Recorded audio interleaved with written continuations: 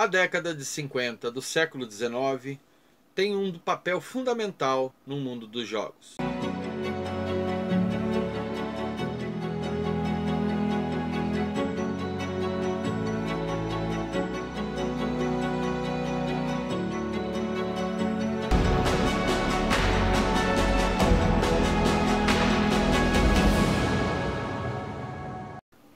Olá, queridos amantes das artes, tudo bem com vocês? Espero que sim.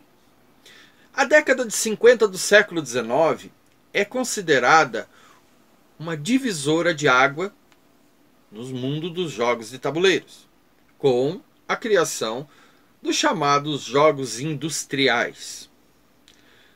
Nessa categoria, para exemplificar, vou citar jogos como O Jogo da Vida, de 1860, O Banco Imobiliário, de 1904.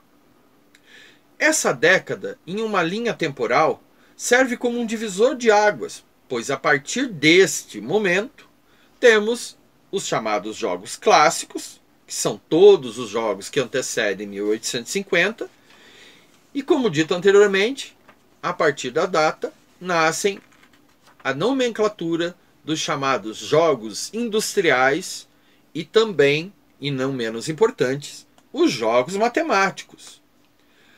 A partir de agora, vamos considerar então essa década de 50 do século XIX como uma referência para a gente entender e separar os jogos. Mas aí vem a pergunta: qual é a diferença tão grande entre jogos clássicos e os jogos modernos? Podemos dizer principalmente a sua concepção. Mas para a gente entender isso, o que a gente tem que levar em conta é o ambiente em que o jogo foi idealizado.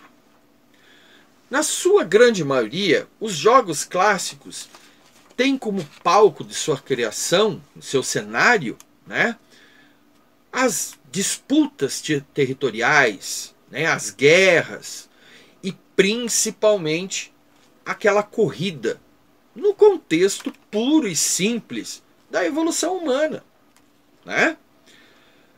Pare e pensa comigo por um momento. Os primeiros jogos que se tem notícia representam o quê? Uma corrida. Uma corrida por alimentos, como no caso da Mancala, ou pelo acesso a um plano superior, dando talvez início ao conceito de religião, como no caso do Senet.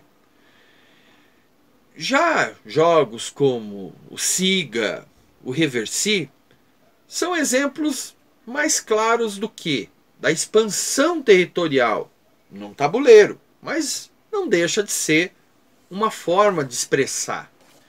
E é claro, gente, o foco principal da grande maioria dos jogos clássicos, as guerras, os embates.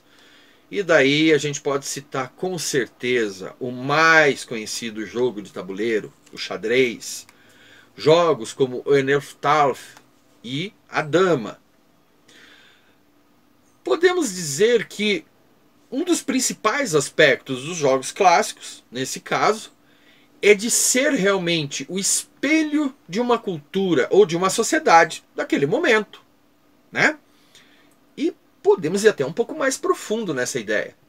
Vamos pensar que esses jogos são um reflexo dos seus criadores, Porque ele é baseado no quê? Nas suas vivências, no seu ambiente, em tudo que cercava. Já os jogos industriais, na sua grande maioria, seguem um roteiro pronto. Tem um objetivo bem definido. São frutos, principalmente, de uma revolução industrial, que impetrou a possibilidade de produção em massa, que até então não se tinha. E temos também uma característica muito peculiar, que é a demanda. Essa demanda causada principalmente por uma classe média emergente, inexistente até então, não da forma como ela emerge a partir de 1850. Esses jogos têm ficção, imaginário e, claro, a lógica como principais fontes de inspiração. Mas elas não apresentam essa relação tão íntima com o seu criador, o seu idealizador. Porque não refletem obrigatoriamente seus sentimentos. Eles têm uma mecânica, mas não sentimento. O que é importante destacar é que, em sua plenitude, todos os jogos vêm confirmar o Homo Ludens. Mas o que é o Homo Ludens? O Homo Ludens é uma categoria primária da vida, tão importante quanto o conceito de raciocínio, que é inerente ao Homo sapiens, ou até mesmo a capacidade de aprender e de fazer do Homo faber. Assim, pensando dessa forma, o lúdico se estabelece como um dos alicerces da sociedade, com um objetivo claro de minimizar as agruras do dia a dia da humanidade. Ou seja, os jogos têm um objetivo claro dentro da sociedade e dentro da própria evolução humana, que é o de tirar um pouco do peso de todas essas conquistas, de todas essas batalhas, de todas essas expansões e dar um sentimento de tranquilidade, de alegria, né? De uma forma bem eficiente, pois ela se resume a um pequeno tabuleiro. Beleza, pessoal? Gente, o vídeo de hoje é isso. É sobre esse assunto, é o início desse conceito e a explicação da divisão dos jogos, né? O porquê desta divisão, tá? A partir dos próximos vídeos, a gente começa a trabalhar os conceitos históricos e pedagógicos em um vídeo e o conceito de regra do jogo em um outro vídeo. Beleza? Então, se vocês gostaram do vídeo, né, deixa seu like e se inscreve no canal. E nos vemos no próximo vídeo.